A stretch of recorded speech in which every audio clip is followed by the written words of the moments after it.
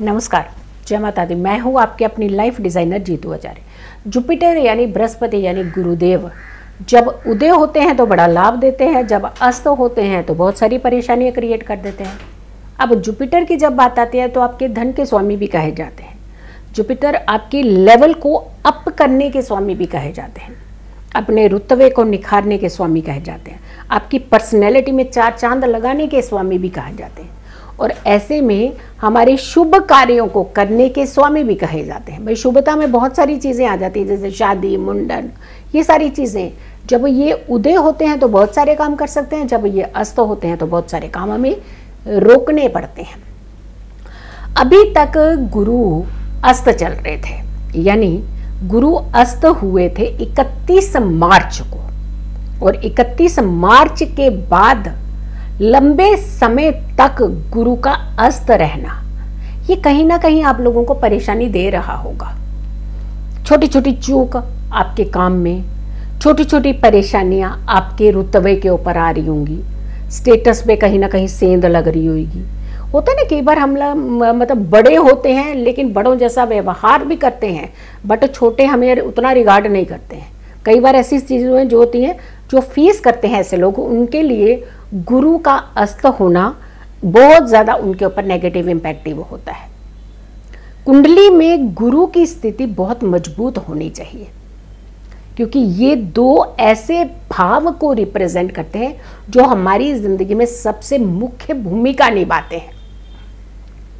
एक होता है कि हमारा स्वास्थ्य हमेशा ठीक रहना चाहिए और हमें ज़्यादा हॉस्पिटलों के चक्कर नहीं पड़ने चाहिए। विदेशों के चक्कर काट लें भले हम, लेकिन हॉस्पिटलों में चक्कर काटते रहें। सारी जितना भी जमा पूंजी है हॉस्पिटलों में लग रही हो, ना कि हमने घूमने में लग रही हो। 12वें भाव के स्वामी होते हैं काल पुरुष की कुंडली के, यानी मीन राशि के स्वामी होते हैं। और दूसरा भाव जो बड़ा ही इंपॉर्टेंट होता है वो होता है हमारा भाग्य स्थान, हमारी लक जो प्लेस होती है, that is very very important, बहुत ज़्यादा इंपॉर्टेंट रोल निभाती है। हमारा भाग्य साथ नहीं दे रहा, हमारी किस्मत साथ नहीं देती, सब लोगों को ये मिल जाता है, हमें पता नहीं क्यों मिलता है, हमें इतनी स्ट्रगल करनी पड़ती है। हम किस कर्म की ओर अपना रुझान ज़्यादा करेंगे, धर्म कर्म को अपने साथ लेंगे या नहीं लेंगे, ये सारा समावेश आपके 9th हाउस के साथ होता है, लग्न से नवम।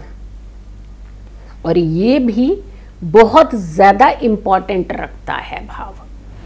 और फिर आते कि 9 से लेकर के अगर आप काउंट करेंगे 12वें भाव तक, तो हमारा ऐसा फैक्टर एक पैदा कर देता है कि 12वां भाव मीन्स विदेशों के चक्कर, और 9 मीन्स भाग्य। जाएंगे ना, बहुत सारे लोग विदेश नहीं जा पाते हैं, बड़ी कोशिश के बावजूद भी नहीं जा पाते हैं, तो वहां 12वें भाव का कॉम्बिनेशन देखना बहुत जरूरी होता है। बट हमें ये गुरु की जब बात कर रहे हैं तो ये उदय कब हो रहे हैं?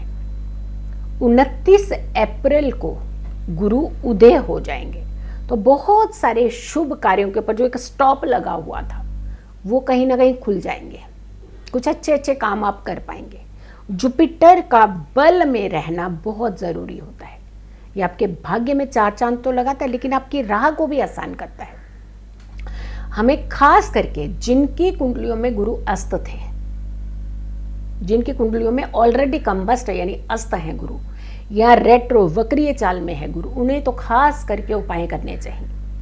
और ऊपर से ये अस्त हो गए मार्च के महीने में भी एंड में जाते जाते, और अप्रैल में ये जाके उदय हो रहे हैं, तो ये पूरा जो स्ट्रेच लंबा 1 महीने का था वो बहुत ज़्यादा कई बार लोगों को बहुत परेशानी में लेकर के आया है। कहीं ना कहीं उनके स्टेटस के ऊपर एक वार हुआ है। तो ऐसी कुंडलियों में अब मान लीजिए गुरु अस्त थे तो आपने बहुत सारी पूजा भक्ति करी, इतनी सारी करी कि सुबह मंदिर पूजा, गुरु रूपी व्यक्तियों को ये चरण स्पर्श करके ये करना वो करना, आशीर्वाद लेना, सब किया। लेकिन जैसे ही उदय हुए, जैसे ही उसमें बल आया, निर्बल होकर के बल आया फिर से, तो वहाँ सारा कुछ छोड़ दिया आपने। क्या आप याद नहीं करोगे आप उस प्लेनेट को? तो आपको कहते हैं ना, जब कुर्सी नहीं मिलती है तो हम कितना छटपटाते हैं, भाई तबाही मचा देते हैं। नौकरी नहीं मिलती है तो जान लगा देते हैं उसके पीछे, लेकिन मिल जाती है तो फिर देर से जाना शुरू करेंगे, शांत से बैठ जाएंगे, उसी में हम चूक करना शुरू कर देते हैं। आपको नहीं लगता कि कुर्सी नहीं मिली तो छटपटाहट ज़्यादा थी, कुर्सी मिल गई है तो जिम्मेदारी भी तो बढ़ गई है आपकी, उसे संभालना भी तो पड़ेगा।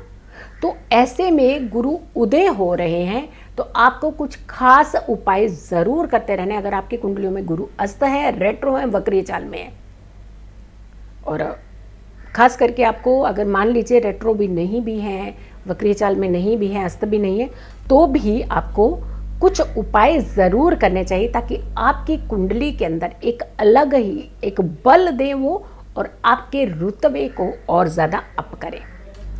विष्णु सहस्त्र नाम का पाठ ये ज़रूर करना चाहिए, ये रेगुलर में आपको करना चाहिए। इससे आपको बड़ा लाभ मिल सकता है, इससे आपको बहुत अच्छी एनर्जी मिल सकती है। इससे आपके अगर कोई काम में हर्डल्स आ रहे हैं, रुकावटें आ रही हैं, तो वो सारे हर्डल रुकावटें जो वो आपकी दूर भी हो सकती हैं। आपको खास करके इसका सहयोग मिल सकता है।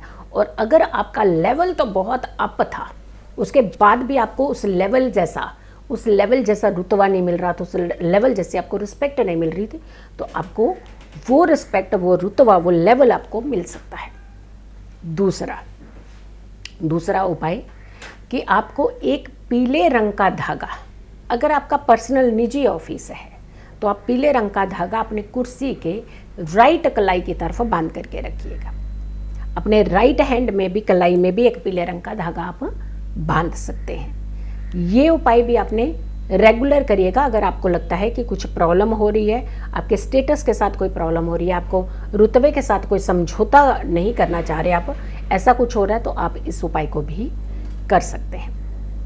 हर दिन आपको अपने आज्ञा चक्र को एक्टिवेट रखना है।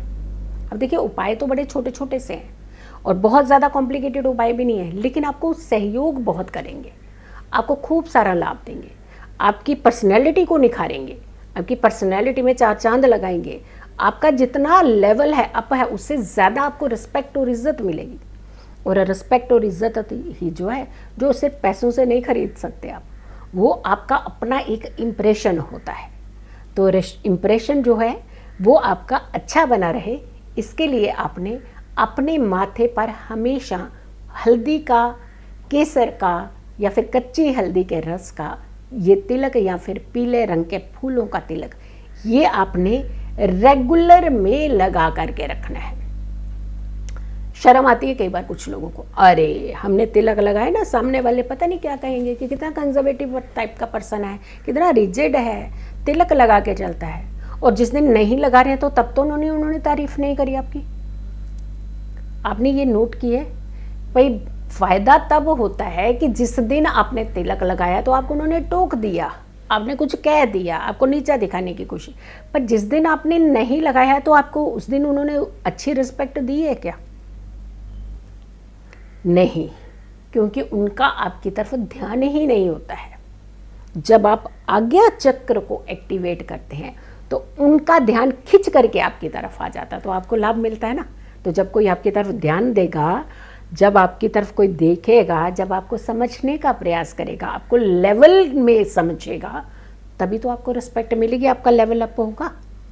तो इट मीन्स एक छोटा सा तिलक जो है वो सबको अट्रैक्ट करते हुए अपनी तरफ खींच के लेके आ रहा है। तो आपके लेवल में अप करना, इन्हेंसमेंट करना शुरू कर देगा वो। तो आपको ये उपाय भी ज़रूर करना है। पीले फूल भगवान विष्णु को रेगुलर में खास करके थर्सडे को ज़रूर अर्पित करने चाहिए। ये सारे आप उपाय कीजिए तो आपकी ज़िंदगी में जो एक कुछ आपको लगता है ना कि गुरु अस्त, गुरु उदय, अब उदय हो रहे हैं तो भी आपको बड़ा लेवल, बड़ा अचीवमेंट देंगे आपको। ये उदय गुरु का लाभ ज़रूर उठाइएगा और इस वीडियो को आपने बहुत सारे लोगों तक ज़रूर पहुंचाना है, ज़रूर शेयर करना है। और ख़ास करके अगर आपको ये वीडियो अच्छी लगती है, क्योंकि बड़े साधारण से उपाय होते हैं, अगर हम अपने जीवन में करते हैं तो हम बहुत सारा लाभ जो है वो पा सकते हैं। अगर आपको ये वीडियो अच्छी लगती है, जान लगी है, तो आप शेयर तो कीजिएगा ही कीजिए, लेकिन साथ के साथ कमेंट बॉक्स में ज़रूर हमें कमेंट्स करके बताइएगा कि ये वीडियो आपको कैसी लगी और इससे आपके जीवन में क्या बदलाव हुआ। सो वीडियो को ज़्यादा से ज़्यादा लोगों तक ज़रूर शेयर कीजिएगा और मेरी आने वाली हर वीडियो को आप ज़रूर देखें। खुश रहें, स्वस्थ रहें, पॉजिटिव रहें। पॉजिटिव रहते हैं तो हर समस्या से हम दूर रहते हैं। जल्दी हाजिर होंगे एक अच्छी वीडियो के साथ। तब तक के लिए नमस्कार, जय माता दी।